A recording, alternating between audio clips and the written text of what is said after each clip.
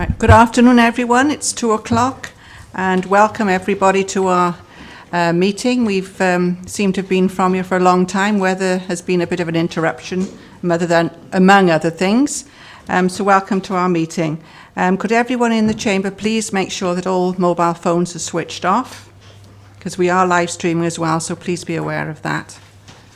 So I'll wait 2 minutes for you all to make sure your phones are switched off. It does interfere with things in the chamber.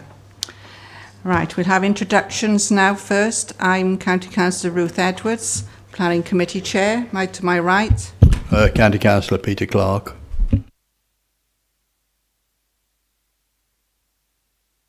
Philip Thomas, Development Services Manager.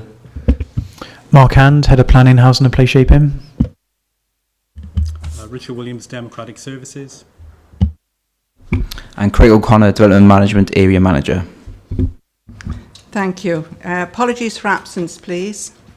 No apologies received, Chair. Right, thank you. Declarations of interest, any members? Right, thank you. None that comes to mind at the moment then. Thank you.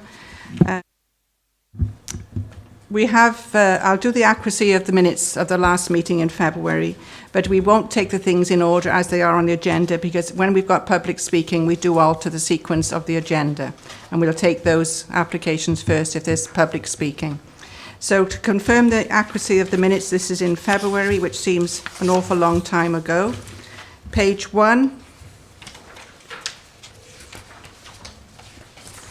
Page 2. Page 3, page 4, sorry, Councillor Brown. Yeah, just on page 4, it mentions near the bullet point at the bottom, concern was expressed that the ground floor units would be most vulnerable to flooding. The ground floor could be used as a utility area stroke gym. I did actually also mention used as a lounge stroke utility area gym. And then on the next page, on page 5, it talks about, in terms of potential flooding of the ground floor properties, in that bullet point, it mentions about to change the proposal of the ground floor to accommodate a utility area gym. Again, it should have said lounge stroke utility area gym, where there would be less of an impact. It said there would be an impact on the inherent character of the building, but I did actually say as a member that effectively that it didn't include a swimming pool because of the fact that a lounge utility area and gym are the sort of things that you can have without altering the character of the building, and that hasn't been included in the minutes. Thank you. Anybody else wish to comment on that? Okay, Richard? Right, thank you very much, Councillor Brown. So that's page 5, then page 6. Councillor Clark. Yeah, Louise. Your microphone. Thank you. Page 7, page 8, page 9, page 10, page 11. Move them correct, Madam Chairman, subject to the amendment. I'll sign them and with the amendments at the end of the meeting. Could I have a show of hands for approval otherwise, please? Thank you very much. We now go on to the agenda for today on page, this is on page 37 to 42, application 01449, and this is at Llanfapley. Phil, are you? Okay, yep, thank you, Chair. Thank you, Phil. This application is in regard to the solar farm that was allowed on appeal at Llanfapley, or north of Llanfapley, Manor Farm. It was allowed on appeal subject to 14 conditions. One of those, condition 6, required that all hedgerows were maintained at a height of at least 3 metres so as to help screen the panels from wider views. And since the park became operational and the hedges allowed to grow, vehicles exiting have found that they are unable to gain adequate visibility to safely exit the access from the farm, and it's therefore proposed to amend condition 6 to allow the hedges to be trimmed to a height of 2 metres rather than 3 for each 50-metre stretch either side of the access at Manor Farm. All other areas of hedgerow would remain subject to the 3-metre level. So this is a site that we looked at yesterday. Just run through the photos. That's looking, that's the sort of left-hand splay as you're looking out from the Manor Farm entrance towards the south. You can see the solar panels there to the left. And that's actually a stretch of the splay that needs actually to be planted up properly, and that's something that we'll take up with the applicant company separately to this particular issue. That's looking out from the entrance to the north and to the south. It's a sort of rather, it doesn't give the full picture that really. It's not quite that sort of. It's a sort of distorted camera view from Google Maps, I think. That's a view to the north certainly, and actually visibility from the north is a lot better than it is certainly to the south. That's a plan view. So the access is in. Sorry if I can get the cursor working. No, I can't. It's in there, and obviously that's pre the development being carried out. And that shows the extent of the areas they want to reduce in height. I think that's the last slide we've got. Oh, there we are as well. That's a similar sort of photo. Certainly looking at it yesterday, the visibility to the north wasn't as difficult as I would have assumed, having not been to the site before then. But certainly to the left, to the south, it's very limited. We've consulted highways, and their view is that a reduction to 2 metres would assist in access out of the farm for certainly farm vehicles particularly, and in that regard we don't think that the visibility, the exposure on a very localised basis to views towards the panels from that short stretch of highway as you go past would be harmful in landscape terms. The vast majority of hedgerows, very much the vast majority, would be retained intact at 3 metres. It would just be that short stretch. So we think certainly it would be reasonable to relax the condition to that extent, just for that short stretch. So we'd recommend approval of the application. Thank you. Thank you, Phil. Obviously that development has gone ahead since for quite a while now, and we've got new members on the committee, but most of us were there yesterday to see for themselves exactly what we're looking at on the screen here now. And I believe the local member wishes to comment on this now, first of all. Councillor Jones, you have 6 minutes to address the committee. Thank you. Thank you, Madam Chair, and thank you, members. I've been contacted by residents and by the 2 community councils in my ward, which have an impact from the development that's happened at this site. Members will be aware of the site in terms of the long and complex history, particularly those members that were previously on planning committee in the previous council. As members may be aware then, that the original application, as Phil has said, was refused by Monmouthshire County Council's committee, and the subsequent revised application was also refused, but then granted upon appeal. And I don't want to go through the history of all that, but I did want to highlight the importance of Condition 6, which again has already been referred to, and that's given the visual impact of this development and the detriment it would have to both neighbours and to visitors to the local area. Whilst the hedges themselves are not going to prevent all of the negative impact from the site itself and from the views, they play a key role in reducing that impact. I'd like to bring members' attention just to what the inspector stated in his report when he did give the approval and impose the condition. He said the scheme would have a major effect on the character of the site itself and on the setting and views from its surroundings, but that detrimental effect would be partially mitigated by the boundary hedges, which would significantly limit views from close to the site. Consequently, as I suggested, Condition 6 was imposed, and as the inspector said, he understood that there would be a major adverse impact on visual amenity, but he did allow the application to go through on the proviso of those 14 conditions, of which Condition 6 is clearly fundamental to that approval. It's important to highlight that the inspector had visited the site extensively. He was very well aware of the highways impact and of the layout of the site. And in addition to the inspector not having any concerns from a highways perspective when he approved, it was also a case that our own officers stated From a highways perspective, conditions above do not relate to any highway concerns, and that's in response to the Landscape and Ecological Habitats Management Plan, which included the hedges at a height of 3 metres. And I know Phil just mentioned then about highways not having, or seeing this being an improvement, but I thought under 5.5.1 that highways hadn't commented on this, so I'm not sure that we can say that they've approved or think this would improve safety. So all previous application submissions and the inspector's conditions will have taken account of the highways considerations. So my consideration is what material changes have happened to have affected that. So why now does it warrant the concerns if they weren't there when the condition was imposed a couple of years ago? So as one of the residents has highlighted, this isn't an optional add-on, this is part and parcel of the planning consent being agreed. And whilst I'm sympathetic to Mr Ford's concerns, I think if there really is an issue here from highway safety, then we need to look at options between the landowner and the solar farm tenants, rather than amending a condition which is absolutely fundamental to allowing it to be agreed in the very first place. So thank you, Madam Chair. Thank you, Councillor Jones. You have 2 minutes later on if you wish to use those 2 minutes to sum up as well. Right. Sorry, we have also another speaker from the community. Mr. Taylor, I believe. You have 4 minutes. Please state your name and you have 4 minutes, okay? Thank you.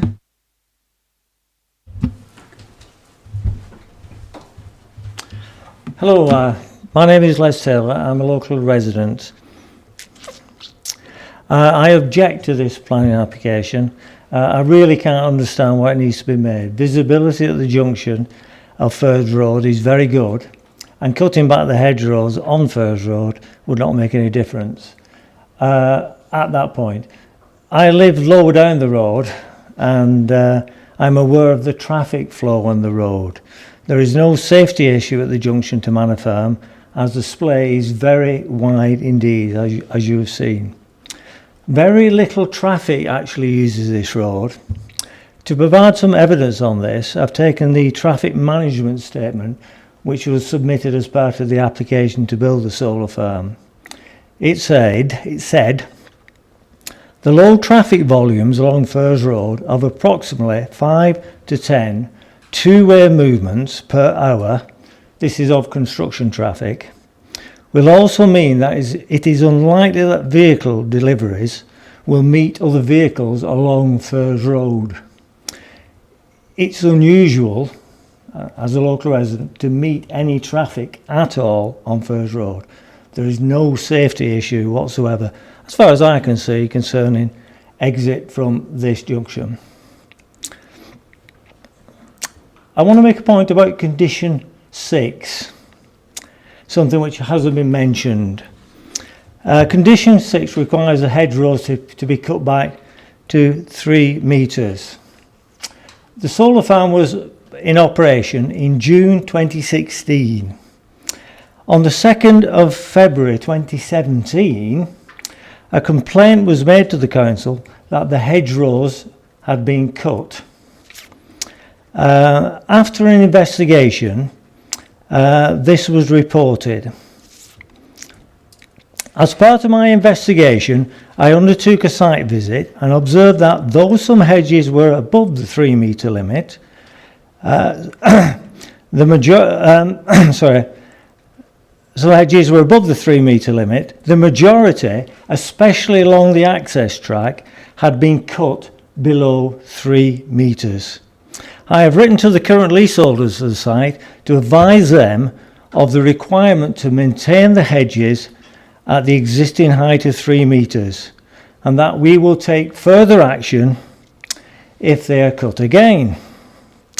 6 months later, on the 18th of August 2017, the hedgerows were also cut. So another complaint went in.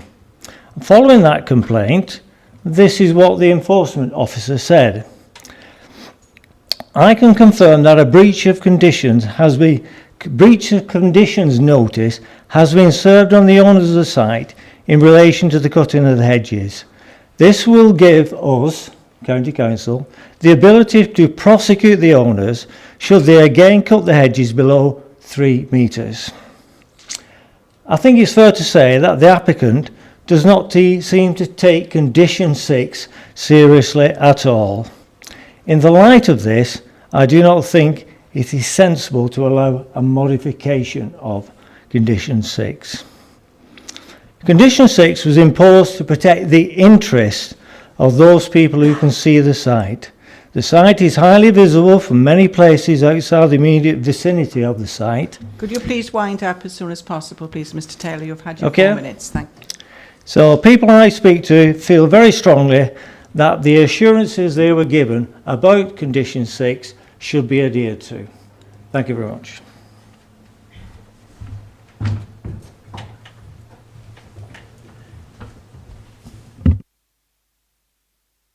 We now have the applicant who wishes to speak as a right of reply to that.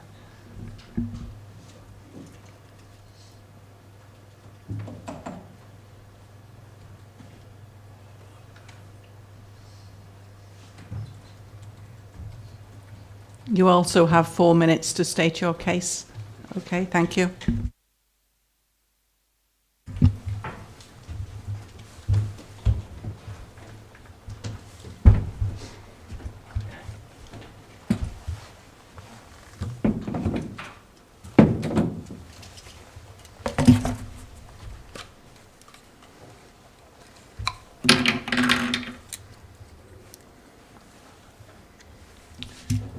My name is Robin Ford and I am the applicant.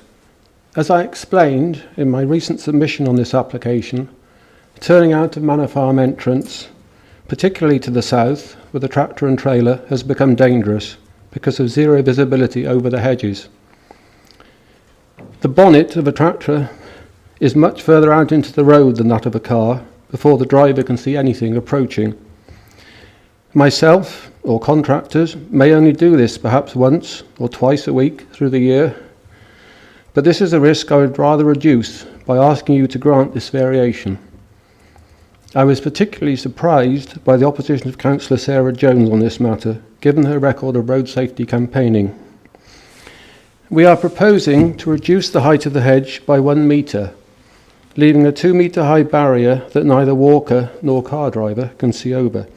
This for a distance fractionally over the minimum permissible length of a football pitch, not very far. This is a minor variation to a planning condition, based as it is on experience acquired since its introduction. Thank you.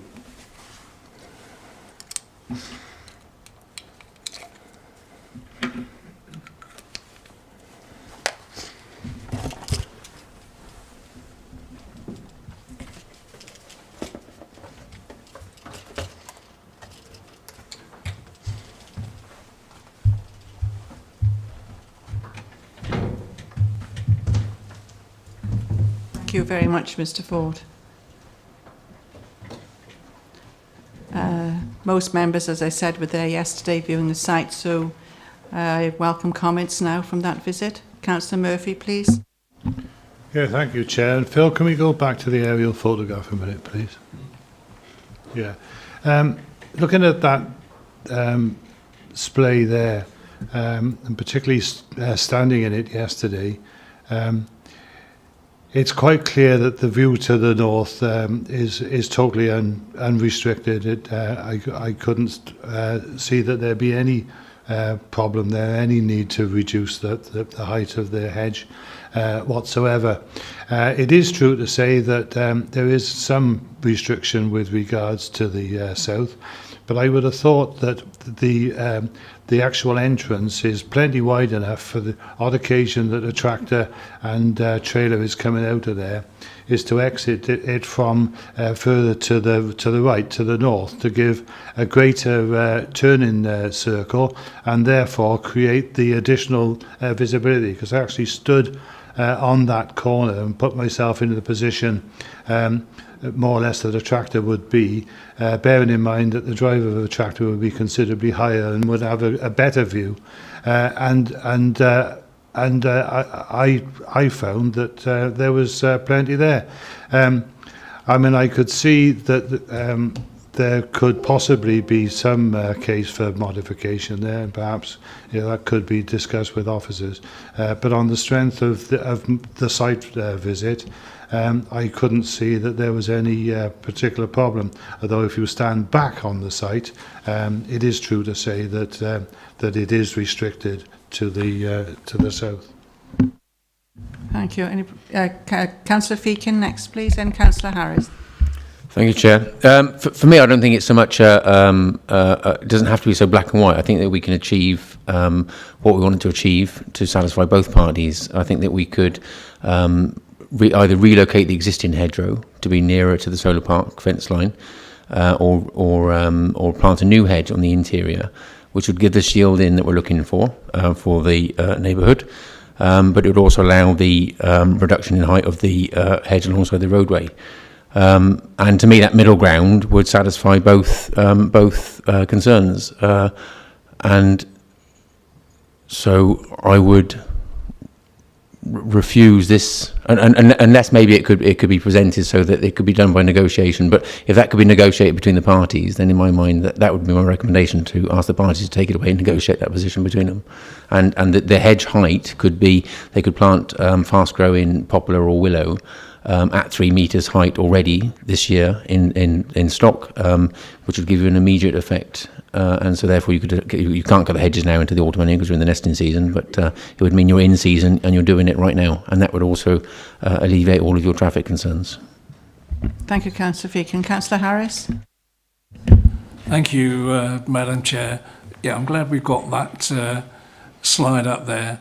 That entrance from the farm is very wide, and as has already been mentioned by Phil, the visibility to the north isn't affected at all. To the south, I agree, it's a bit more limited, but I'm not quite sure whether or not reducing the height of the hedge by 1 metre would make any difference whatsoever. I'm truly at a loss on this one. I cannot see that reducing the hedge height really will make that much of a difference on such a wide entrance.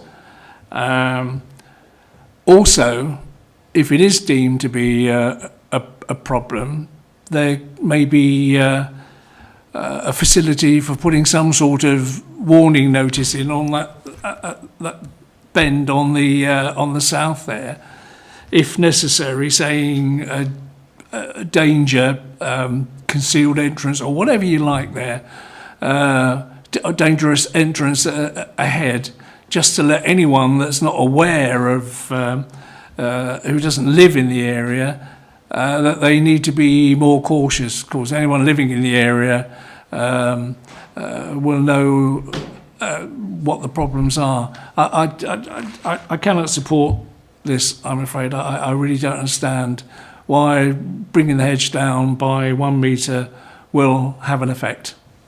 Thank you, Councillor Harris. Councillor Hayward at the back there, please. Giles Howard, sorry. That's an unfortunate mistake there, Chairman. Thank you.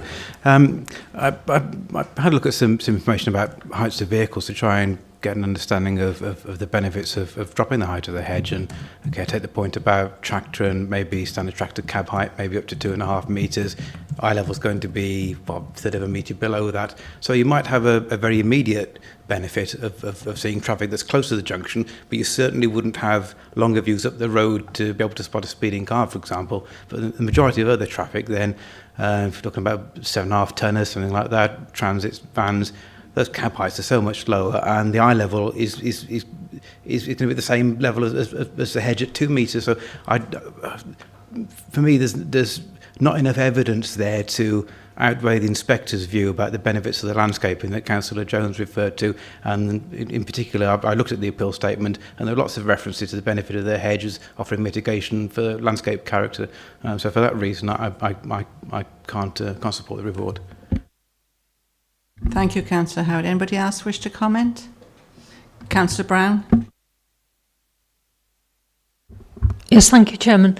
Looking at it, I think basically, I mean, there are in the countryside, you know, some blind bends and so forth, and I don't see why, if the tractor or vehicle was turning in the southerly direction, why they couldn't. I mean, presumably tractors have horns on them, and they could just hoot the horn on it.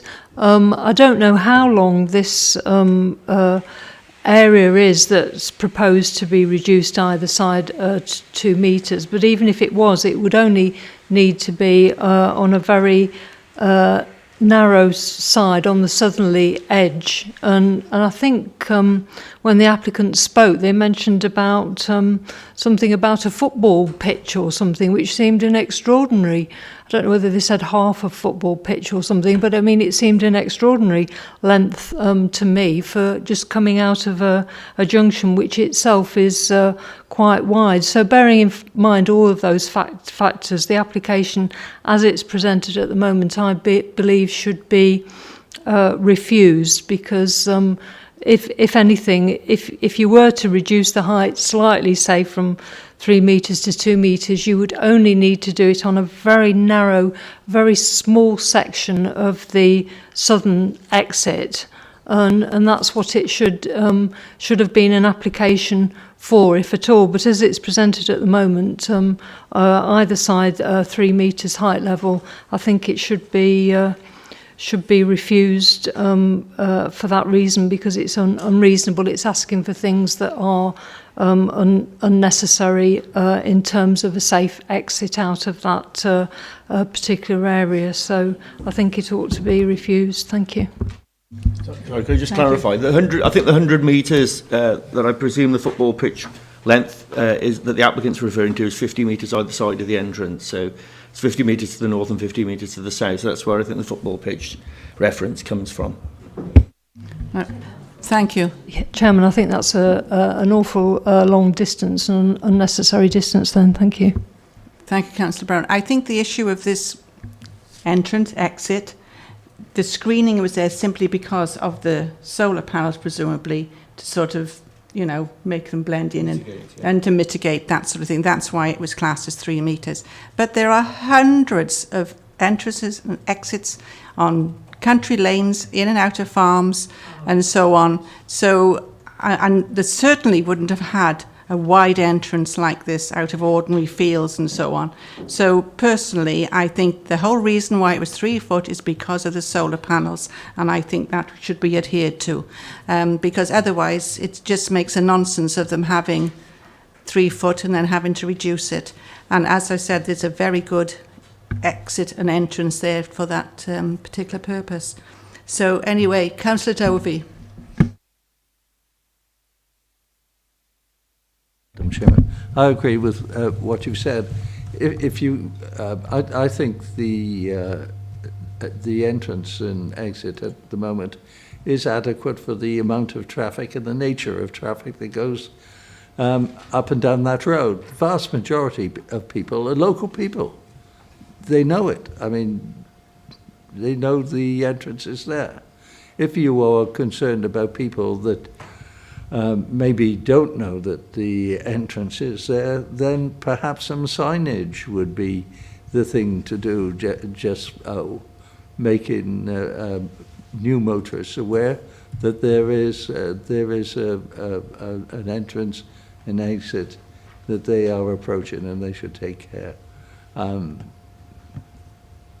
But then would you put that at every entrance or exit out of every field in the countryside? No, but the point is, well, you're making the point I'm making, Madam Chairman, actually, that there are, as you said earlier, these entrances all around the county.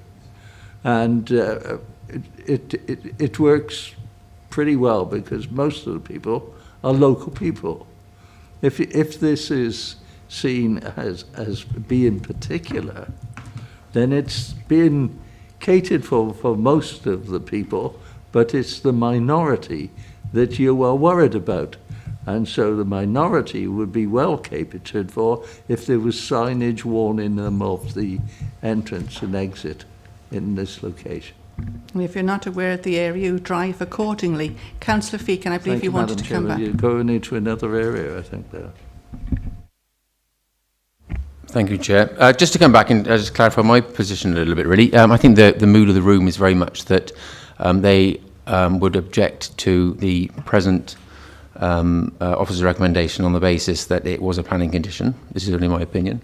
But rather than having that come back to us again, could it possibly be that we simply amend that to say that we go with the officer's recommendation subject to the replanting of a hedge to mitigate the issues as raised within the original planning application, and that would cover off both positions and achieve everyone's objectives possibly.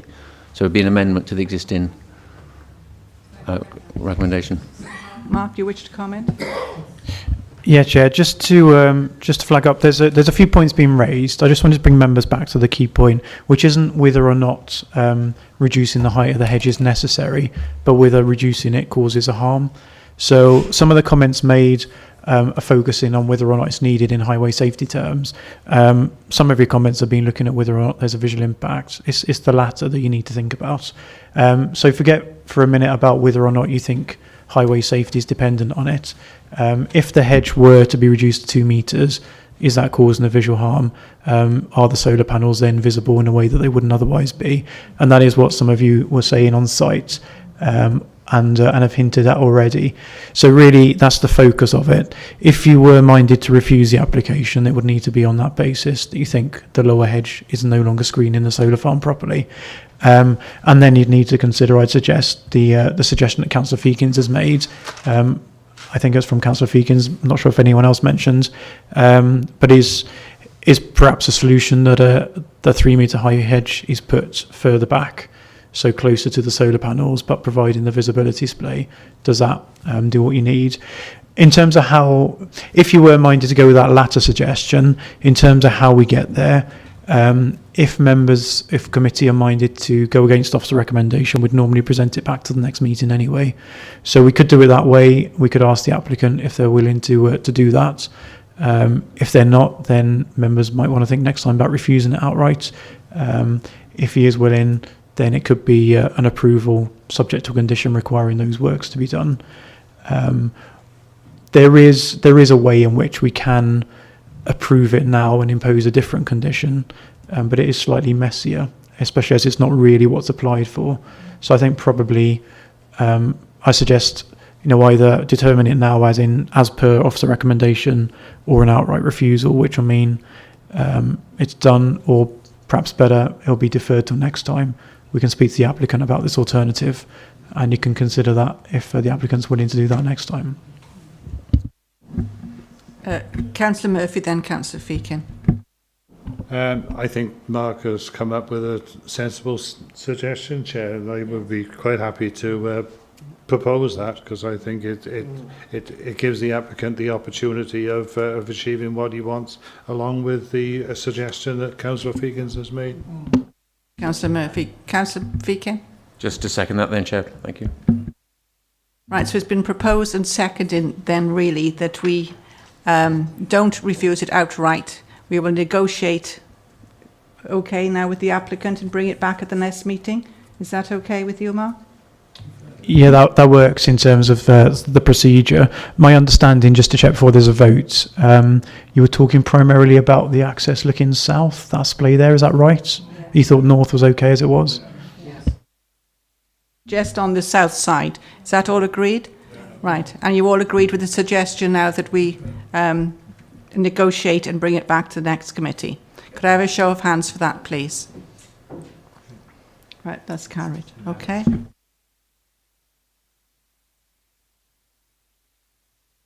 Just to allow members of the community to have a say on whatever comes back to the next meeting would be important to me as a local member. Right. I think we better wait for them to go out. Thank you.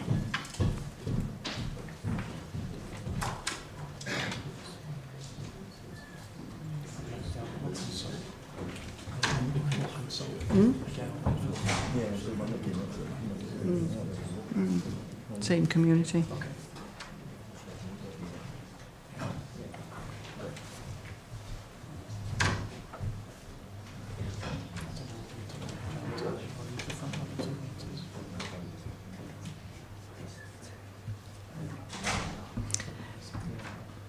Right, thank you. We'll now proceed. Now we go to page 13 to 16. This is application 01146 at Foist. Thank you. Thank you, Craig. Thank you, Craig. Thank you, Madam Chair. This application is at the relatively recently developed Barrett site in Lamfoist in Abergavenny. Quite a few members went there yesterday to have a look at the proposals. The application relates to 4 properties there, 7 to 11 James Jones Close, in the rear of their curtilage. The application is to change the use of the bank at the back of the properties and extend their residential curtilages with proposals for alterations to regularise some of the enclosures that have been erected on the site. Phil, if you'd like to go to the next page. This is a view yesterday from members were seen on site looking over at the rear of the properties. Phil, can you go to the next plan actually to show the plan? Next one. Yeah, so this is the rear of the properties, 7 to 11.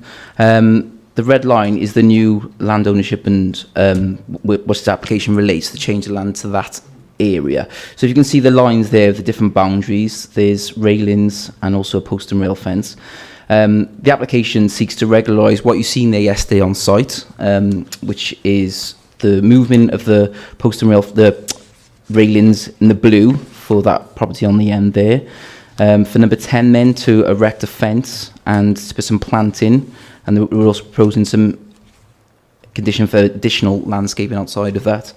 And then for these properties here, they haven't changed their boundary at all, so they've left it as it is. So let's go back to the photos, Phil, please. So that's as it is as on site at the moment. So the application is proposing to regularise what is there on site with the fence and also the alteration to the railings. And this application has come about because of change of land ownership, and also there's a history of the bank slip in there as well. So the application has been considered by planning officers. As you can see in the report, there's been observations made by Lamfoist Community Council with regards to whether this treatment is considered to be acceptable and the stability of the bank. There's also been 3 letters of objections made and concerns from the neighbouring parties who have concerns about the visual impact of the development and the precedent that these type of enclosures might have on the area. In terms of the visual impact of the development, officers have considered the views and vistas from the park, and on balance consider, subject to the condition to impose the landscaping on the site, that the impact of the enclosures is considered to be acceptable and does not have an acceptable harm on the wider area. Obviously, looking at views in there are other types of enclosures and conservatories, so it is quite domestic as it stands. So on balance, the impact of this trellis fencing is considered to be harmful. So, as outlined in the report, officers are recommending the application is approved, subject to 2 conditions. One relating to the landscaping being put in front of that fence at number 10, and also for the condition to remove permitted development for any other further fences or any other forms of enclosure to be erected. So if anything was to be constructed or erected in that area, we'd have control over that, and we would consider that as part of a planning application. So applications are recommending approval of this application. Thank you, Madam Chair. Thank you, Craig. Is this your ward, Councillor Powell? Oh, it's Giles's. Right, Councillor Howard, I'll let you comment first of all. Okay, thank you, Madam Chair. First of all, I'd like to note that I attended site with delegated panel members and residents earlier in the year. I am a little bit surprised that the matter came to committee, because when I spoke to members there, my understanding was that the view was it wasn't acceptable, but we're here now. So I tried to get an understanding of what had previously been consented on the site and looked at the 2 most recent and relevant applications. From 2009, 00678, it appears that a 1.2 metre high close board fence was shown on the approved plans, and subsequent correspondence between Cape Bingham and Barrett's in respect of other plots on the northern boundary notes that railings would be necessary to discharge the relevant condition rather than a fence. In 2011, application 00491, the applicant sought to replan and remarket that part of the development as David Wilson. There was a hedge of a native species shown on the approved landscaping plan, drawing number 1000 revision L. The delegated report notes that the hedge on the northern and northeastern boundary should be conditioned, although for whatever reason that condition didn't appear on the decision notice, but the general landscaping condition with the hedge was discharged anyway. So the need to extend the garden curtilage isn't an issue for me and became necessary as a result of the land stability problems and the subsequent remediation work. However, the matter of the views towards the site from Castle Meadows and the conservation area has been and remains a key consideration. And the previous reports, consultee correspondence, Kate's railing emails, the landscaping approval, the views of neighbouring residents and objectors, the community council response, and that of my predecessor, former councillor Martin Hickman, evidence this. The outward appearance of the site is no less important now. In this case, we are not discussing a boundary treatment in an urban area between two similar sites or well within the settlement boundary. Here the question is how to enable the boundary of the residential development to best assimilate with an extremely sensitive riverside location. This would suggest that fences and walls of an overly domestic or fussy appearance and of a massing or scale contrary to the original approval would not be appropriate, whereas railings, post and wire or planting will be eminently suitable. And I did wonder why there weren't any comments from the heritage officers in the report. So the suggestion of screening from a proposed hedge of native species is helpful to some degree, but for a short isolated length of linear planting, this will look incongruous. It would take some time to reach a height where it could achieve its purpose, given the height of the trellis-style fence and the fall-in levels. Indeed, can we be sure that the species proposed are suitable and capable of doing what is required of them? I did a little bit of research and I found out that both common holly and blackthorn grow at a height of about 30 centimetres a year. So looking at the difference between the trellis fence there, which I estimated about 2 metres, the ground below it where the hedge will be planted about 1 metre below again, so you've got a height difference of about 3 metres. So if those plants grow at 30 centimetres a year, they should screen the fence by the 10th year, assuming of course that there are no interruptions to growth or plants that die off. In any event, who will maintain the hedge and ensure it's kept to a suitable height? Are people going to look at it in a few years' time and wonder who will let that happen, or why is there a short hedge in front of that back garden? Unfortunately, no matter how you try to dress this up or disguise it, the application with combination of trellis-style fence, buffer planting, and minimal proposed screen planting behind the fence causes visual harm. I would argue that had this approach been part of the original plans for the development, either officers would have sought an improvement prior to determination or we would have thrown it out. Lastly, with regard to the landscaping condition, the hedge will be on third-party land and outside the ownership and boundary of the application property. In order to make the development acceptable, we cannot compel the applicant to commit to undertake actions on land outside of their control. Such a condition will be unenforceable and therefore fail to meet the Welsh Government's 6 tests. I ask Planning Committee members to stick to their principles. Convenience is not a material consideration. Thank you very much for that detailed comment, Councillor Howard. I know you weren't with us yesterday, but we had met there before. So I welcome comments from any other members that were there yesterday. Thank you. Councillor Murphy, I dare say you'll be the one to kick off as usual. And Councillor Brown.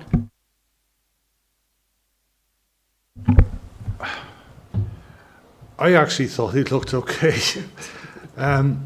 It was considerably tidier than anything else along there. In my view, it enhanced the view from Castle Meadows. The trellis type fencing, which is the river side of what they've done, was really quite see-through. It wasn't close at all. You could see all the plants behind it. And in fact, on a cursory glance, you could have thought it wasn't there at all. The fence behind it could do with softening, and that's the idea of the landscaping. So I don't know whether I'm on my own on this, but I did actually think it looked okay. Thank you, Councillor Brown and Councillor Harris. Yes, thank you, Chairman. Basically, I'm glad I actually did the walk to go and have a look at it. And I think in terms of visual impact, the question is very simple. Would the bank look better with or without it? And I think the answer to that is without. And that's all I'm going to say. Thank you. Councillor Harris. Thank you, Madam Chair. Can we go back to the plan with the planting in front? Yes, that one. Now, I'm asking a question here. The land that is enclosed by that fence is legally owned by the owners of that property. Am I correct there? Am I also correct in saying that if I have a property and I want to put up a 1.8 metre close boarded fence, I'm allowed to do so? Yes. Yes, and the development should be able to. So I could have on that green section there, I could have a 1.8 metre close boarded fence there quite legally. Actually 2 metres, but yeah. Well, okay. if you had to permit development. I rest my case. I have to agree with Councillor Murphy. If the Councillor Maureen Powell, I believe you wish to comment. I didn't walk with you yesterday, but I do know this area very well because the next bit down is my ward. The bit that you were walking across is Sheila Woodhouses, but we both shared the meadow. I can't see very much wrong with it. The trees, the bushes, everything varies throughout the seasons anyway. And I'm sure once the hedge is grown up behind it, it'll mellow with weather as well. I don't see anything wrong in it myself. It's no worse than looking at the houses, really. Does anybody else wish to comment? Chair, can you just give us a minute? We just want to check on whether or not permitted development rights on rear enclosures were removed on the original estates, because that would affect our answer to Councillor Harris.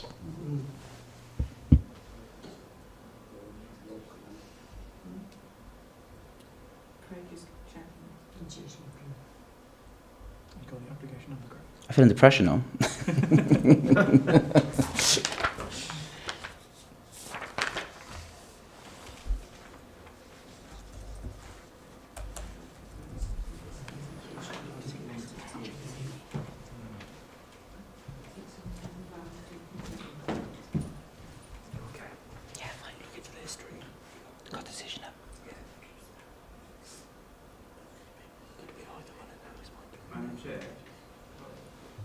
Yes, I don't Councillor know Harris. if I might be able to help. I've got the decision notice from 2011, and condition 5 removes PD rights for means of enclosure where within the curtilage of a dwelling house forward of any wall of the dwelling house which fronts onto a road.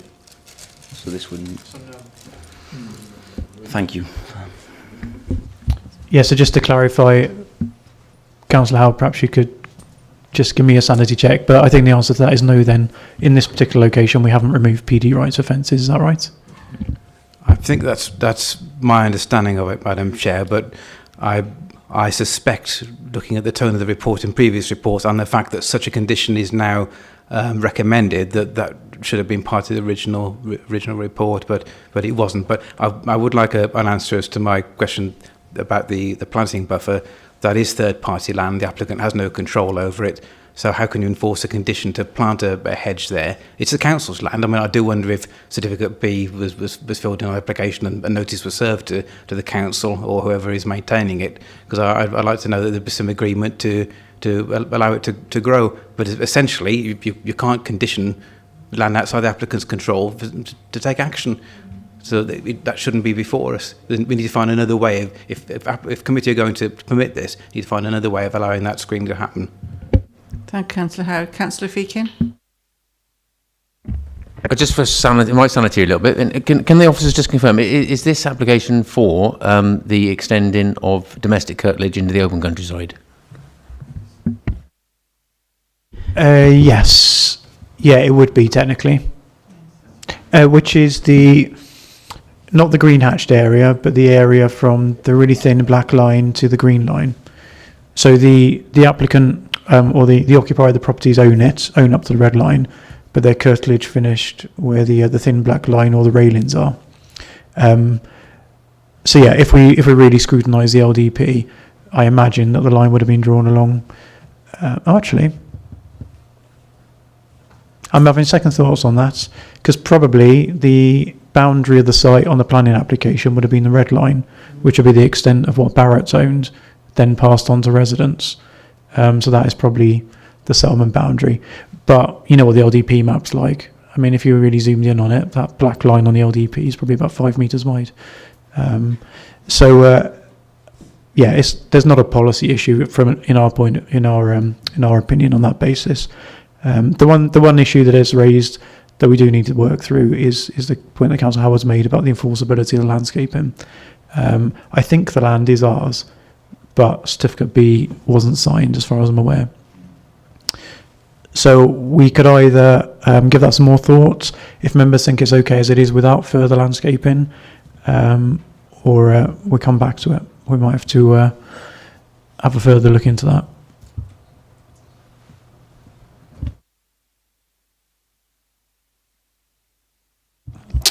It's not the occupier's land. I think it is ours.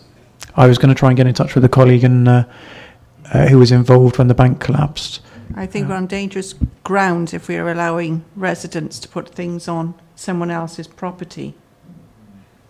I think that could be... Yeah, without agreement. Yeah, I think that's going to be quite difficult to agree to doing that.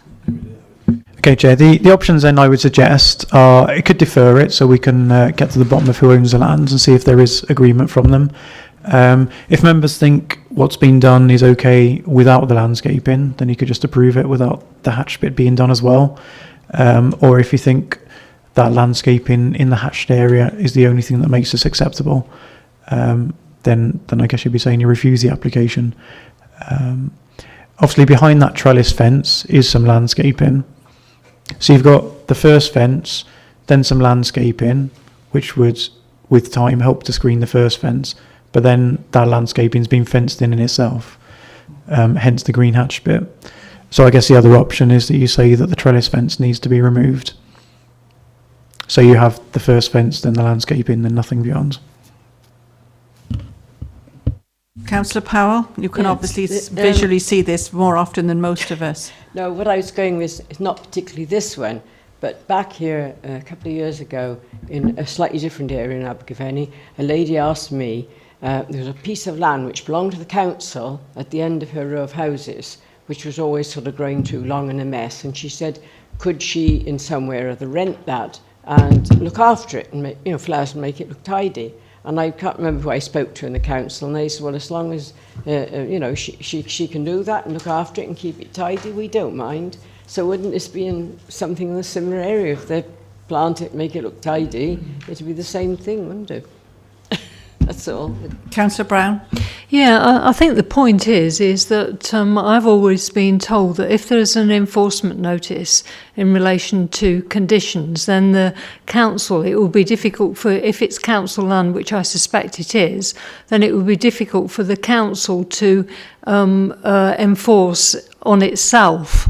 And I think that's the point that we're making here and that Councillor Howard is making. So, I mean, I've obviously got the objection to this application from the point of view of visual impact, but I think it also raises other issues because you shouldn't be putting conditions on that don't meet the different criteria that are provided by the Welsh Government about enforcement. So, I mean, quite frankly, this application is just a no-no. Thank you. Thank you, Councillor Brown. Councillor Murphy? Thank you, Chair. I know I said that I was happy with it, and I still am. But the way this conversation is going, I don't think we've got any alternative other than to defer it and let officers come back with the answers to the questions. Councillor Howard, you as the local member, what do you feel happy that should happen to move it forward? Well, for me, the preference would be for it to be refused. But if committee is minded to approve it, some screening needs to be incorporated with it one way or another, and if that requires application to be deferred so we can look at either notice being served and consent being gained from the council to put that hedge there, because otherwise, as members have noted, the condition is worthless and it could be planted and ripped up, and how is it going to be enforced? It isn't, so you're left with a fence. Evidently, the officer who wrote this report felt that screening was necessary. In 2011, a native species hedge was considered necessary for the northern and northeastern boundaries. So, to my mind, and those of the adjoining residents, it still is now. Thank you, Councillor Howard. Councillor Dovey, did you wish to comment? Yes, Madam Chairman. Bearing in mind the issues that have been raised here, I think this should be deferred and be revisited by the officers, because we as a council should not be taking decisions that are, using the word iffy is not the right one, but it will do for the moment. We want to be absolutely clear that what is going to be acted on in our name is right and proper, and there seems to be some issues here that are definitely not clear. Councillor Gowie, so how would you like to move it then, please, Councillor Howard, as the local member? I think it needs to be deferred. Right, so you propose it be deferred. Could I have a seconder for your proposal? Right, it's proposed and second for deferment until presumably that we get more clarity from the officers to make a decision at the next meeting. Could I have show of hands for that, please? Okay. Right, thank you very much indeed.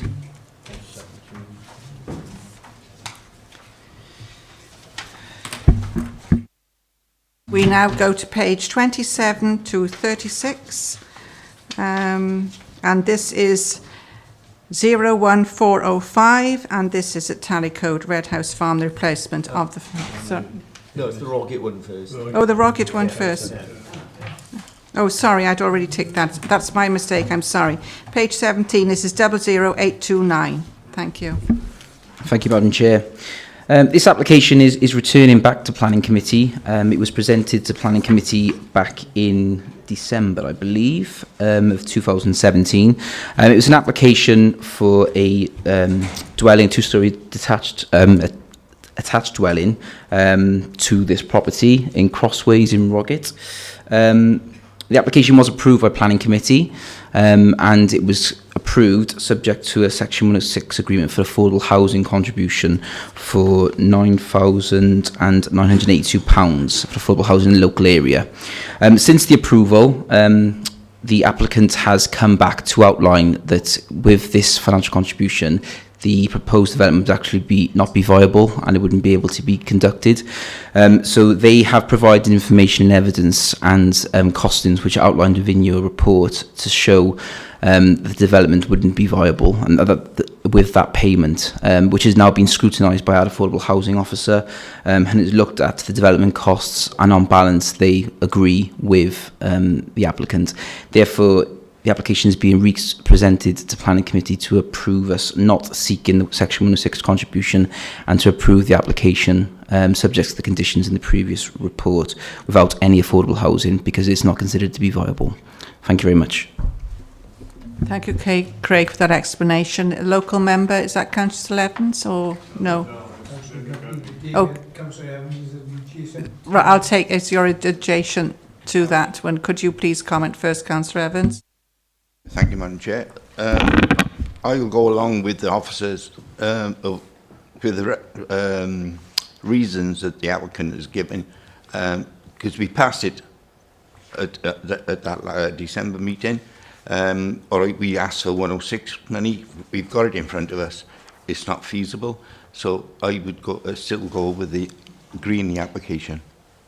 Thank you, Councillor Evans. Councillor Murphy? Second that. I move approval, Chair. Right, show of hands for approval. Oh, sorry. Thank you, Madam Chair. I don't know how many times we get developers coming along and saying that it's not viable if we have any affordable housing contribution. It happens time and time again. We either get less affordable housing that we've agreed in the first place, and like here, we're not getting the 9,000 odd that was agreed first time round. And if you look at the bottom line, allowance for developers' profit and marketing costs, 23%. They never, ever take a hit, the developers, and we're the ones, or the people that don't get the affordable housing are the ones that take the hit, and we just roll over and say yes the whole time. We agree. Sorry, we've upset you. I don't like this, and I think it's about time we were stronger and saying to developers, you've got to be more flexible on your profit margin, because there's no leeway here whatsoever. There's no even meeting halfway, and I can't vote for this on those grounds. Thank you, Madam Chair. Thank you. I know you do care passionately about our affordable housing under one of 6 agreements. I see the purchase of the land was 40,000, which seems quite a lot of money for that, but that's my interpretation. Chair, sorry, can I just clarify on that? We certainly don't roll over on these things. Shirley's strong views on this, as well as my own. So we do go through and rigorously look at these figures. What's stated in the report are the figures that they've put forward. It's not necessarily we've accepted them. So we haven't accepted all of those figures that are before you. Shirley's discounted out the ones she disagrees with, and it was just nowhere near. So even tweaking a bit with the profit wouldn't have made the scheme viable to get us a contribution. So we definitely don't just say, oh, there's some numbers. Fair enough.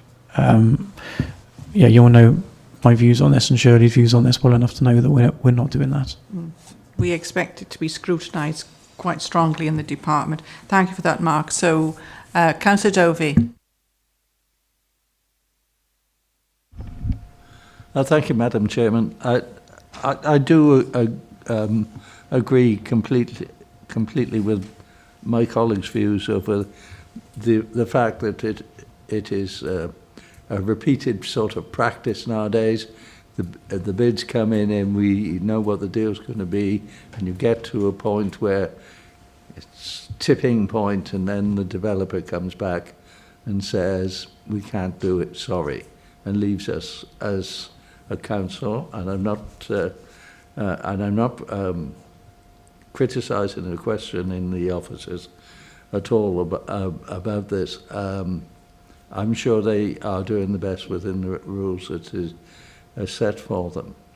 But we did hear in the presentation that the developer said 24% was not an acceptable margin for them.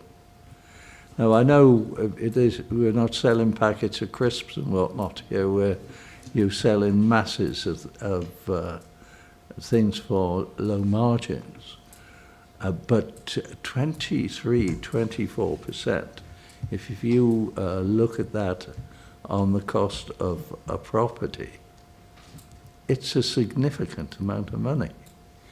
I would like, if we could, that we have some guidelines as to how these margins work for developers, because I think I don't have a clue at the moment. I don't know what is a viable margin for a developer to work on. Are they being excessive or are they not being excessive? And I think we need to know where we are going with this, because we are put in a position where, take it or leave it. So I think we need some more information and some clarity about this. So if a developer comes to us and they say, well, we can't make it work, well, we should be in a position to challenge their figures. I'm really quite concerned about it. Roger's absolutely right. Thank you, Councillor Dovey. Councillor Brown. Yes, thank you, Madam Chairman. I was looking at the table on the that was mentioned by Councillor Dovey on page 25, and at the bottom it says project shortfall equals 19,438, and then it says ACG shortfall is 37,456. Well, in terms of the profit and marketing costs, it says at 23%, and those figures are around about 37,000. So presumably there would still be a profit in it. I'm assuming, looking at this table, and perhaps the officers could clarify, is that if you take away the 37,000 and the 19,000, you've still got about 17 or 18,000. Is that not right?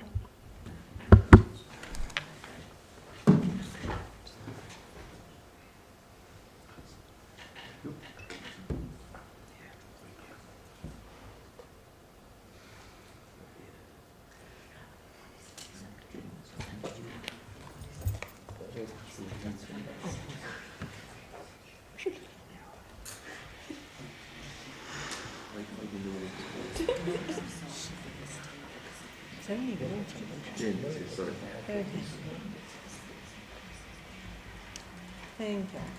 Cheers.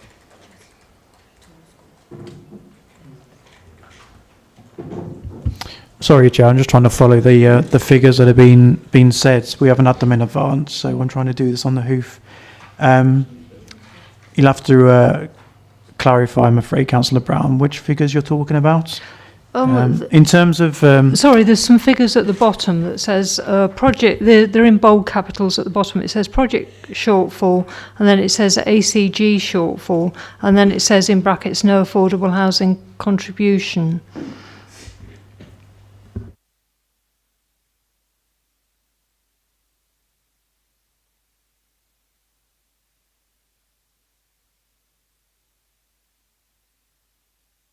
Yes, that comes from part way up the table where it says income value. So if they have a value of the house that they're building of 185,000, a resale value, they're making a loss of 19,000. But if they get the ACG value, so the affordable housing value for the new house, so they actually make that an affordable unit, they're making an even bigger loss. So Shirley would have gone through this in her comments further up the report. There's reference in her comments to the DATS, which is the tool that we use for looking at development appraisals for viability. So you see that Shirley's, there's some figures claimed. So for example, a purchase price for the land, 50,000, we've discounted that, they own the land, it is their garden. Although you could argue that it has some kind of value, we've knocked that one out. And we've also reduced the profit they'd be seeking, albeit 22%. But that's the figure that the toolkit that we use is based on. So it isn't a case of adding or subtracting those figures to make a plus. I can see the point that Councillor Brown's making, but that doesn't give that result, I'm afraid. Oh, sorry, Councillor Brown, I've been studying figures, which isn't my great level. Yeah, I was just looking. I mean, if you look in the table in the sort of in the right-hand column, it does mention in brackets allowance for developers' profit and marketing costs at 23%, and then there's a figure of about 37,000K, and then it goes to basically what the shortfall is, which is about 15K, which means that there's still presumably an allowance of 22,000 approximately for profit. So what I was saying is in view of the 22,000 for profit, I would have thought that some form of affordable housing contribution would be reasonable.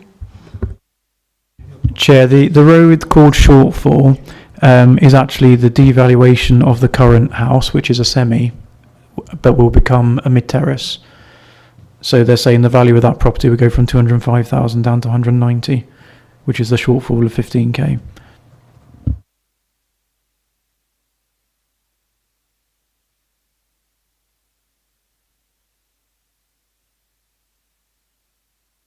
Just a comment further on it. Councillor Dovey, quickly, please. Madam Chairman, I know that there are these figures in here, but these are figures that apply to one particular development. There must be some sort of guidelines for houses. There must be. We have experience from the houses that we build through the local, our own housing associations. We know how the economics and whatnot work with that, we should be able to draw, I know it's a different model, but in terms of construction and costs and those sort of things, we should be able to draw some parallels in what's going on here. I mean, I don't know a market that appears to me that you end up with a real take it or leave it situation in terms of what the developers want and what they offer. I appreciate as well that you've got a lot of people who are not selling land, and if you like, until they squeeze the pips out of the whole thing to get the maximum profit. That's the nature of the beast. But the fact of the matter is, I am really concerned that we haven't got the bones of knowing where we are in terms of how the thing pans out with these developments, to know whether they are making a reasonable profit, an excessive profit, not enough profit. I don't know. I don't feel we know really whether the case that they make to say we can't do the affordable housing because. I just don't feel we are well enough equipped to argue our case on this, because it's beginning to become commonplace. You could talk to, as councillors, we talk to different people in different counties. This is the way these developers are working now. They get in through the door, they get to a point where it is almost, you know, we as a council are committed to it because we've got the figures. We have a problem on our side because the Assembly want us to build these houses. And they know that. The developers know that. And so we're between a rock and a hard place, I believe, in this matter. And I believe we need to find a way of getting some. If you tell me what we've got is absolutely fine, I'll believe you. But the fact of the matter is, I am concerned that we do not have. I think you've made your point quite clearly, Councillor. Okay. Chair, what we've got is absolutely fine. What we've got in the report there are the figures that the applicants provided. But we don't just look at those. Shirley scrutinises, and we have, in terms of the guidance, you know, drawing on other developments and what do they do. That's exactly what we do. So we've got the Three Dragons toolkit, which is our development appraisal toolkit that Shirley refers to in her comments. That sets out standardised build costs, which we draw on the building construction industry standard costs, which developers feed in, not the big PLCs to be fair, but the smaller developers and the RSLs feed in their build costs, gives you a £1 per square metre cost to build. That's done by area, so there's a Gwent figure, former Gwent, and they're updated from time to time as well. So we do have all of that background information. We know what a build cost should be. We have an understanding, particularly from Shirley and her expertise in what house sale value should be, what land value should be. So we do have all of that information. We go through and we pick these apart. So on this particular one, they're claiming 40 grand. It is actually on here, not 50, but they're claiming 40 grand for the purchase of the land. You know, we're discounting that. We don't agree with that figure. So their figures are showing one thing, that it's not viable. We've scrubbed out bits of that we don't agree with, amended other bits, but the conclusion is the same, that it's not viable. So. Thank you for that, Mark. I've got several still want to speak. Councillor Howard, then Councillor Murphy, Councillor Feakett, no, Councillor Harris then. Thank you. Councillor Dovey, please turn your microphone off. Thank you. Thanks, Chair. Could I just clarify one thing? I'm confused about how the relationship with the existing property comes into the matter of the calculations.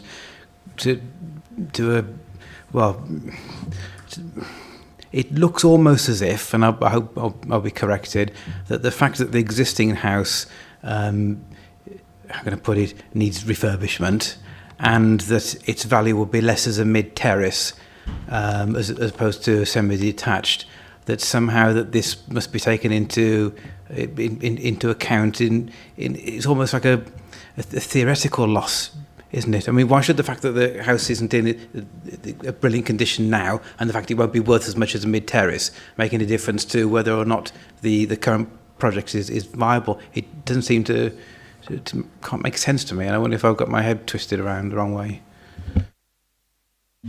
No, I assure you I can see the front of your face, actually, Councillor Howard. Councillor Murphy. For progress, Chair, I was going to suggest that as we use a very well tried and tested set of calculations on a consistent basis, if we've got any further concerns we're not going to achieve much here, perhaps we should invite Shirley to come along and we'll have a separate discussion so that we thoroughly understand what goes on. But from what I can see of the figures here, whichever way you look at it, it doesn't come up to the test for an affordable housing contribution. So I did say earlier on that I proposed that we go to a vote, and that's what I think we should do. Your suggestion, Councillor Murphy, after Councillor Harris has commented further, then I will then go to the vote. Thank you, Madam Chair. When I first spoke, I wasn't casting aspersions about any of our officers, and particularly Shirley, who I've got great faith in. What I'm saying is, it looks in all these figures, we are given this is what the developers are going to make out of it, and we are going to be immovable. And that is not right. And again, I reiterate, at the expense of, we're going to take our share and the rest of you tough if it doesn't all add up. That's no flexibility at all. We're talking about providing housing for vulnerable people in all sorts of situations, and it's morally not right that the developer should have a fixed figure there that they're going to be immovable on. Thank you, Madam Chair. Thank you, Councillor Harris. It looks like you want to do quite some serious challenging in the future. Thank you. Councillor Murphy, you wish to move approval as we are taking this as is today. Do you have a second? Yeah, I'll second it. Right, Councillor Evans seconded. Could I have a show of hands for approval, please? I think that's 8, Chair. Those against the application? 5 against. And I believe there's one abstention. Okay. Right. Thank you very much indeed, everyone, for that application. We now go to tally code, and this is... Madam Chairman, can I just say, I wasn't in any way being critical of the officers. What I was being critical of is the way the market is working. That's what I was being critical of. Quite strongly, well, I just Councillor. wanted to be sure. Yeah, we appreciate where you were coming from. Thank you. We now go to 01405, the last application of today, and this is at Tallycode Red House Farm. Thanks, Chair. Okay, this is, again was the site we looked at yesterday at the site inspections. It's a farmhouse within close proximity of the Grade 1 listed building Tallycode Court, which has been converted to apartments. Red House Farm it's a vacant farmhouse with assorted sheds and farm structures that it's fair to say, have fallen into a state of disrepair. Just have a look at the pictures. That's the approach to it. There's the farmhouse with the outbuilding nearest to it, the back of the farm and side of it. There's the front, it's a large area of hard standing and retaining walls in front of it. Sorry, let's go back to that. And there's a large woodland backdrop behind it with land rising gradually behind it. That's the frontage. It was a rolling countryside. Tallycode Court is through the trees over to the distant left-hand side there. That's showing roughly where it is. Again, it's off the B road that leads to Rockfield. And that's the current site plan is over to the left, which shows the group of farm buildings. And then there's the proposed block plan up there, which shows the new building, replacement dwelling there, and current farm buildings retained below it. So those are the existing floor plans. And then what I'll do is start going through the proposal in a moment now. So the application seeks to demolish the existing farmhouse and replace it with a new dwelling of a contemporary style. It's drawing on the form of the existing building. The frontage is pitched with proportions reflective of an agricultural barn, which we'll see in a moment. And there's a central lit access that connects to a flat-roofed modern element to the rear and also connects to the rebuild of an existing stone outbuilding, which is that element there, which will be used as a granny annex and ancillary storage. The proposed scheme has reduced the height of the existing building and sought to use materials that are both contemporary and natural. The materials proposed include charred timber cladding to the front pitch, brick, which is reclaimed to the back volume areas, and brick and stone on feature walls, with much used internally, which will be reclaimed from the demolition where feasible, and there'll be stone chimney stacks. The proposed rebuild reduces the height of the existing farmhouse, which is compensated by a slightly larger footprint. This increases the house volume in the order of only 6%, taking into account the adjoining outbuilding, which is considered part of the total residential built form.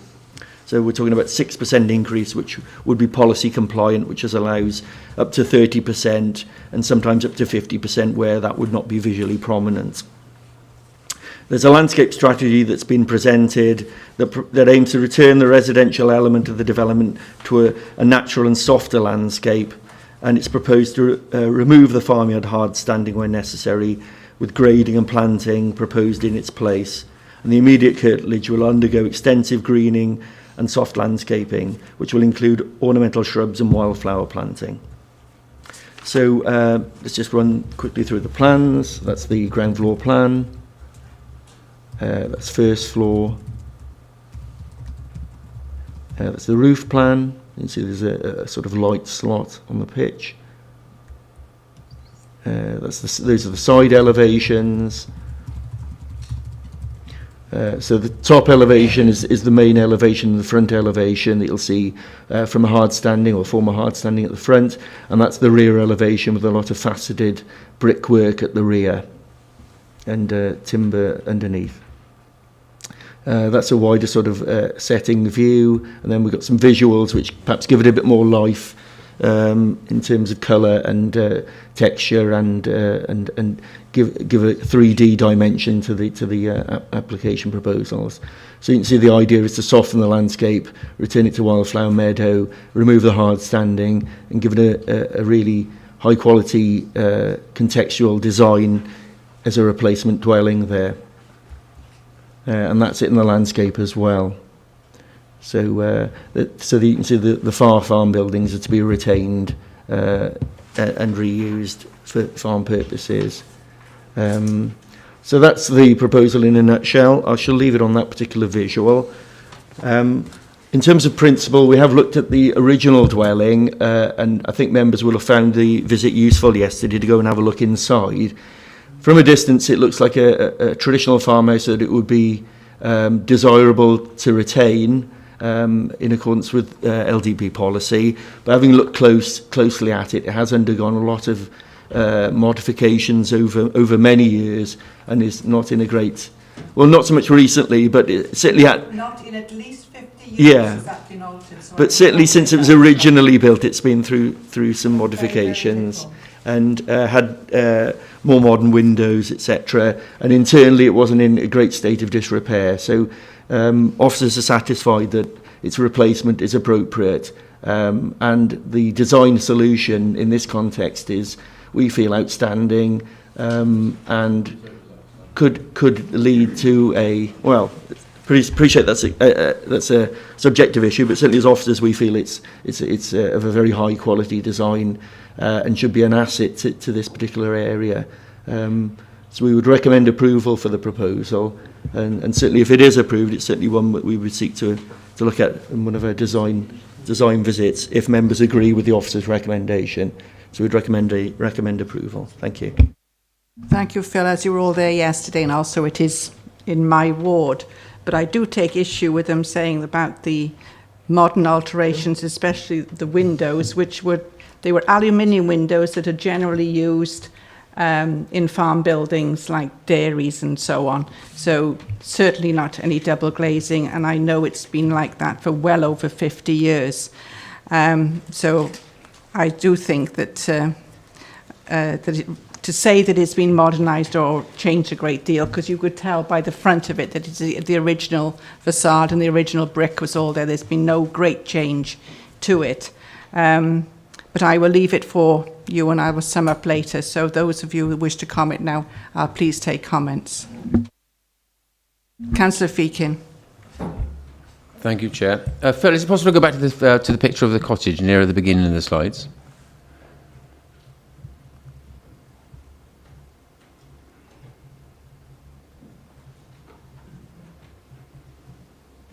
Thanks. And this is subjective. I agree with what Ruth just said, in as much as that I don't think the cottage has had substantial alterations probably for 50 years. It looks to me like a cottage that was built in the 1880s or so, and it's a very traditional cottage that you would find in a traditional farm setting of this size, 60 acres, around Monmouthshire. And I think it's these farmsteads that make Monmouthshire so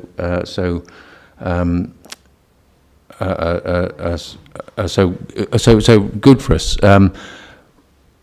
I'm probably a bit of a side with Rosie romantic, and would prefer to keep this cottage because I think it is unique.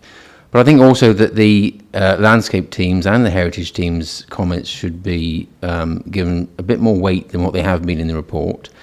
The landscape team have said that the site lies within the highly valued landscape of the Trothy Valley. The topography, field boundaries and traditional buildings provide attractive, sequential and glimpsed views and vistas of the wider Trothy Valley. This landscape has seen relatively little loss to its pre-20th century agricultural character. And I think we all went there yesterday and we all all fell in love with the place a little bit, to be honest. It's a beautiful place. The heritage team go on to say, we're effectively removing a traditional farmhouse building and replacing it with something that does not read in this context.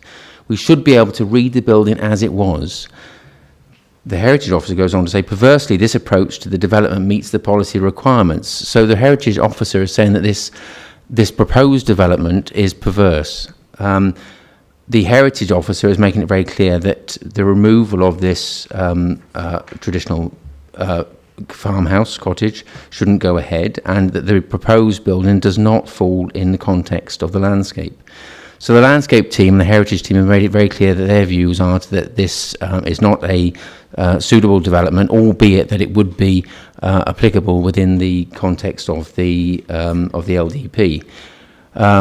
My proposal would be that we refuse the application.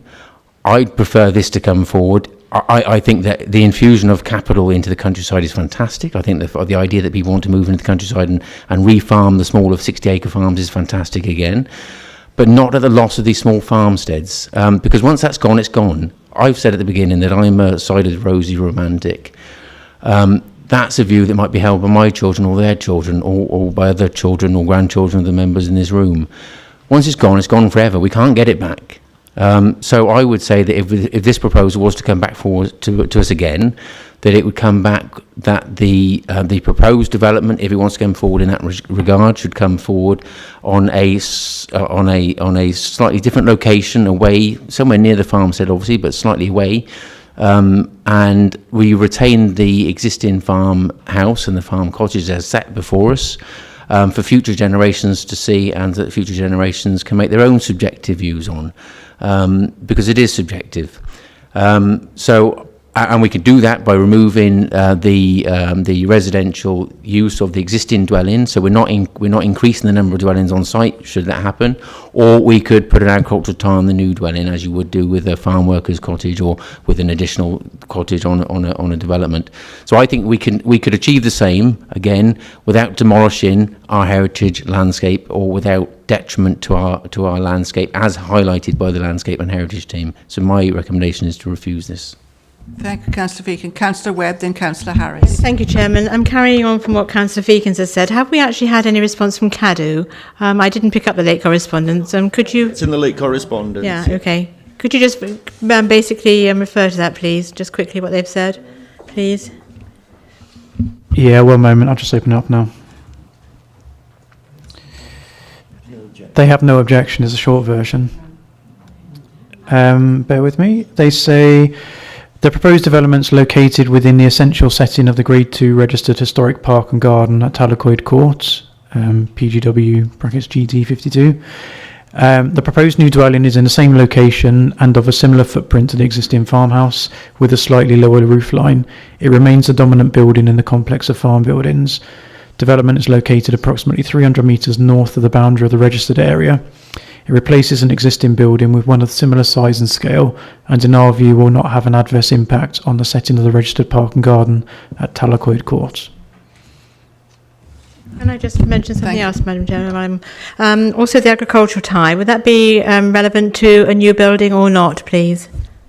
No, there's no tie on the current property, so it wouldn't be reasonable to put a tie on the replacements.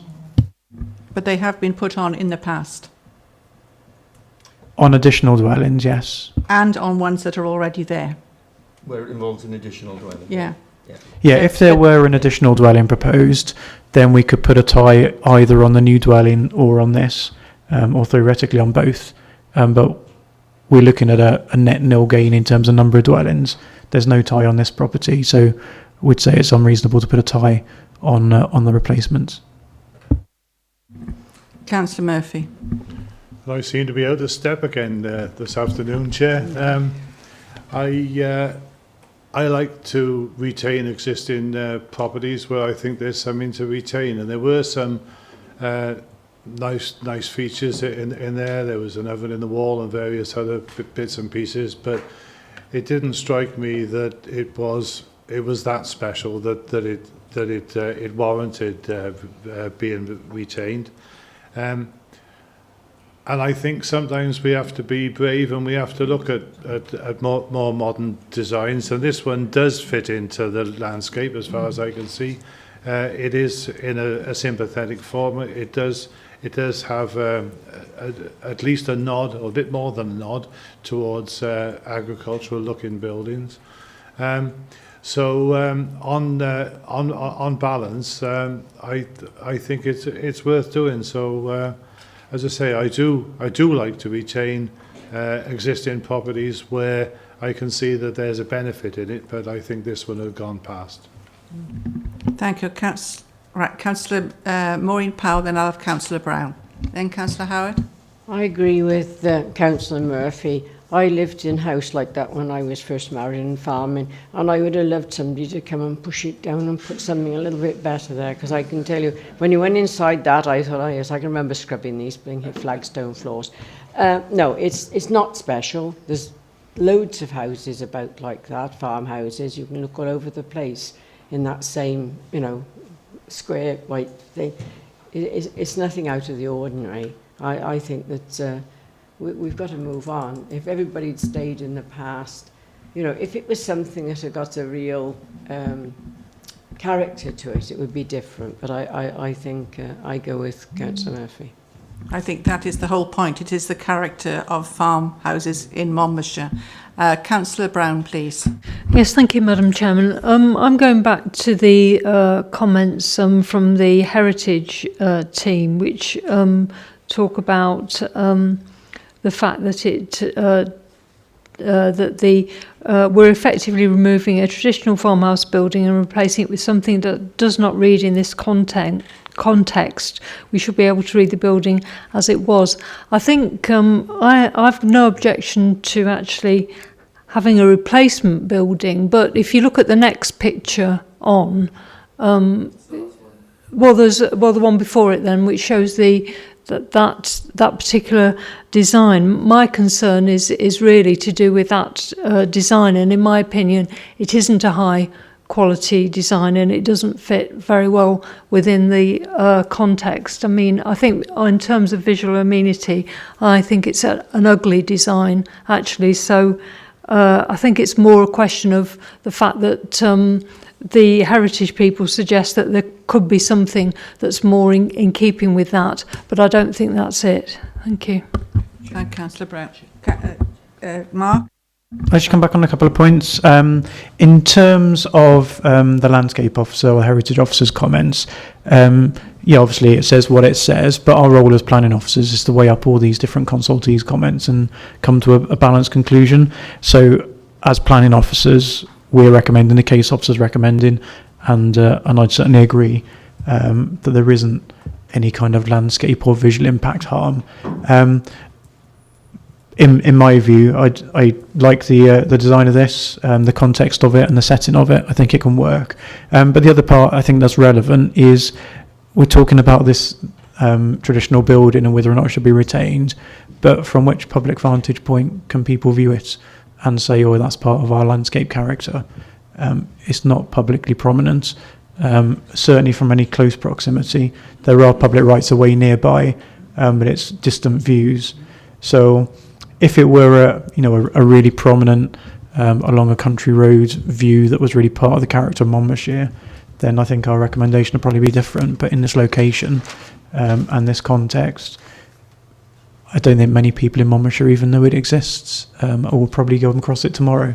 So I don't see how we defend the point of view that's, that it's part of our essential rural character of the county if it is that tucked away. But that's our view as officers. Thank you, Mark. Anybody else now wish to comment? Councillor Dovey, Councillor Harris, and then Councillor Howard, please. Thank you, Madam Chairman. Yes, the comments by the Heritage People team really ring the bell with me. I don't think what's proposed reflects the heritage of Monmouthshire at all. In fact, I'm struggling to see what heritage it does reflect. The other thing that I'm concerned about is the addition or inclusion of the building that goes out from the back as being part of the farm dwelling. Now, I didn't go right into it, but I did have a look at it. And in actual fact, it is totally separate from. And I would like to know what function it has served. If we're saying it's formed part of the integral use of the farmhouse, well, what function did it serve? Because it looked to me still very much as if it was its last usage was something to do with, well, I'd have thought something to do with horses or something or other like that, but it didn't strike me as being domestic. Yeah, I think that would only be of real significance if it were some kind of much bigger footprint or visually more prominent. So the scale of what's proposed is certainly in keeping with what's there. I think there was a comment about it being an ancillary building. It did look a bit more agricultural to me. I'm not a farmer by any stretch of the imagination, but it didn't look like you'd do much domestic-y stuff in there, given the missing bits of the wall. But yeah, as the scheme's put forward, we're happy with that massing of the building and the visual impacts. Thank you. Well, as I say, the fact that it can't be seen by anybody from anywhere else, it doesn't necessarily mean to say that you can put things up there that probably a significant number of people don't like. I personally don't like it. We did do something that was really very good with the chicken shed. But I think this is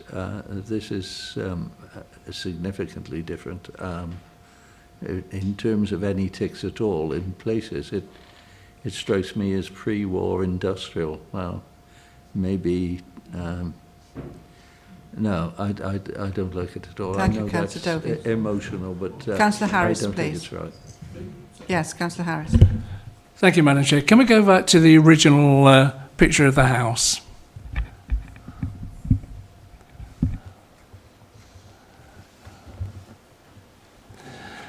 Now, the Chairman said this sort of farmhouse is splattered about all over the county. And who seriously here can honestly say that is a thing of beauty? And here, seriously, amongst this committee, would want to go and live in it? I bet none of us would. Because... But anyway... As I say, I bet none of us would. And again, we're in the 21st century, and seems to be an acute reluctance to acknowledge the fact that we are in the 21st century. And if you look at go back to the near enough final slide of that building, the new building in its context.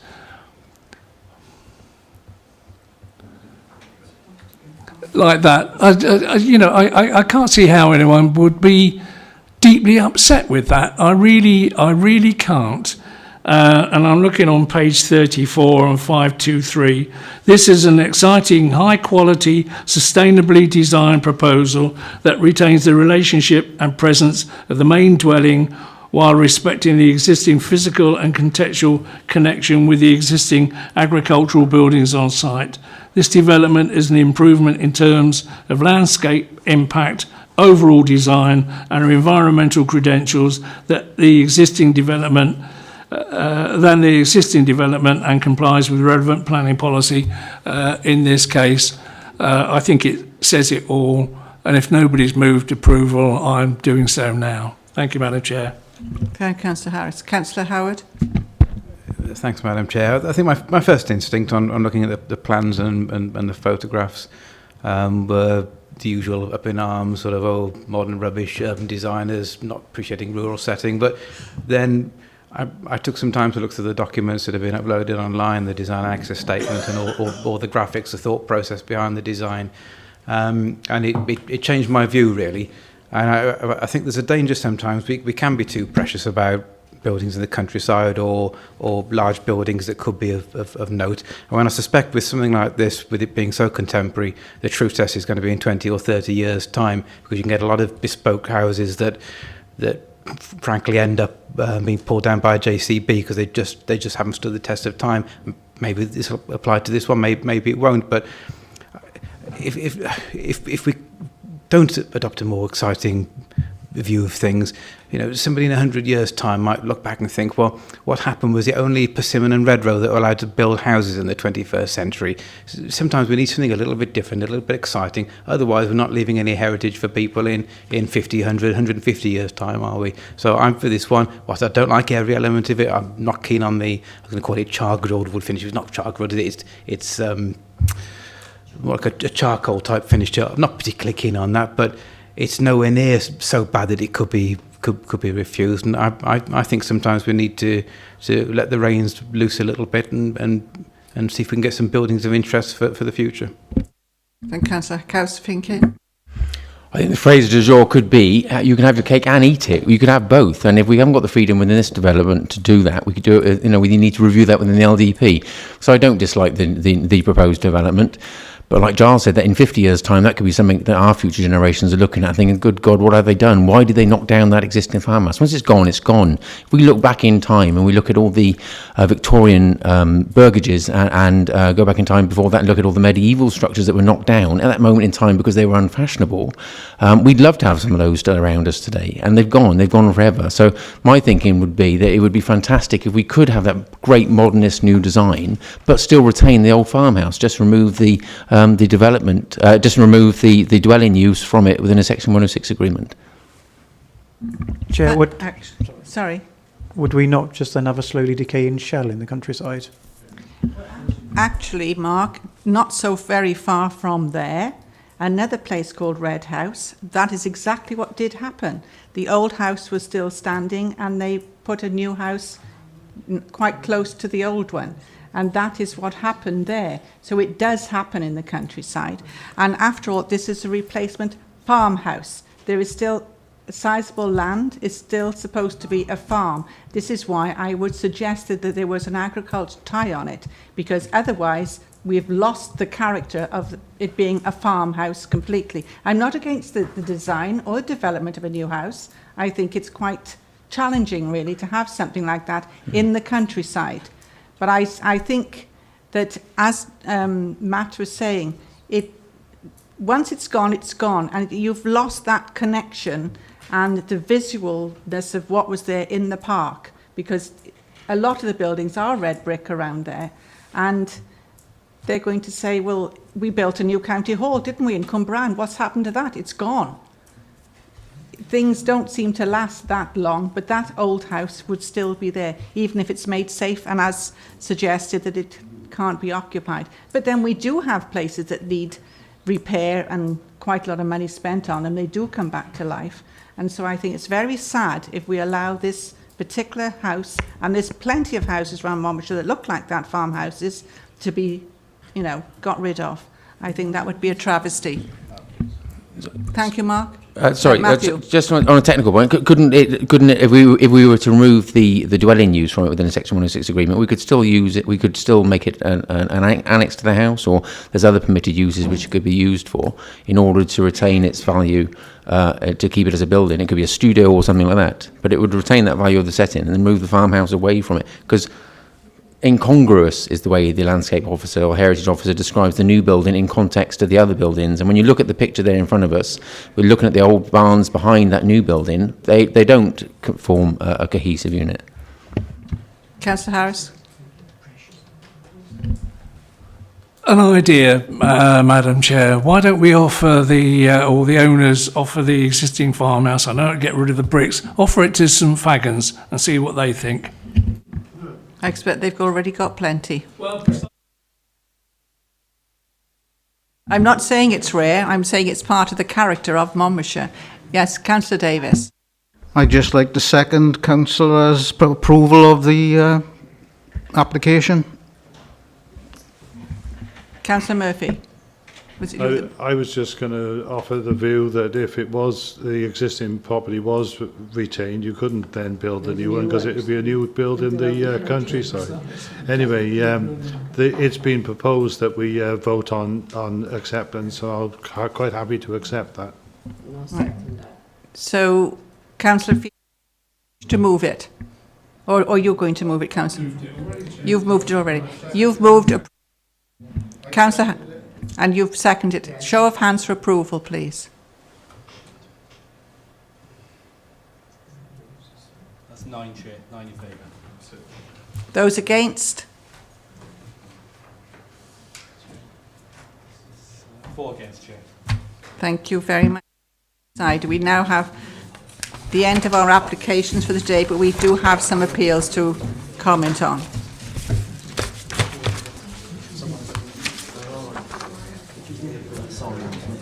I don't think it's the right house in that place. No, I voted against it. Yes, I did.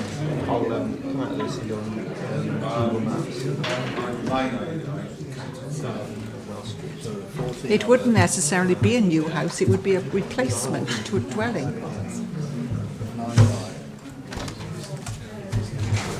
I don't expect you to like me the next time I see him, but it's the principle of it.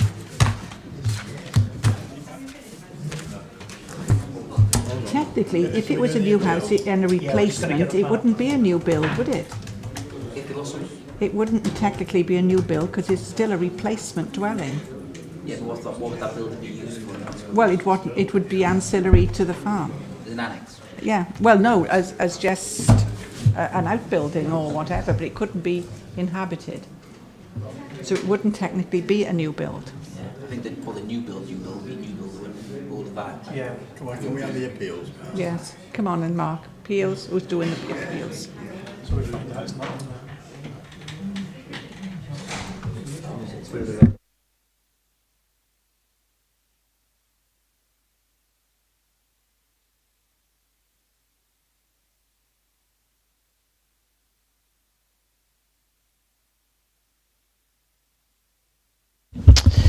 Chair, we're just going to go through the appeal decision that we've received. It related to some signage on a listed building in Chepstow with dental practice. The short version is that we won, and the appeal's been dismissed.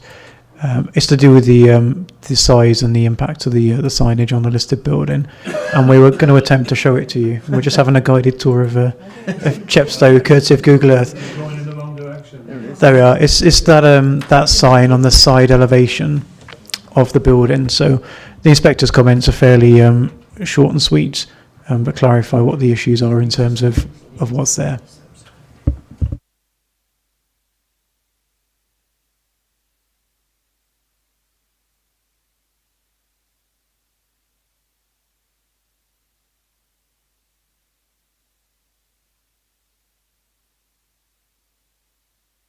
It was suggested earlier in the meeting that perhaps Shirley comes and has a conversation whether you want to do it at the planning, which would be most appropriate and easier, but you know, it mightn't take place for a couple of months, obviously.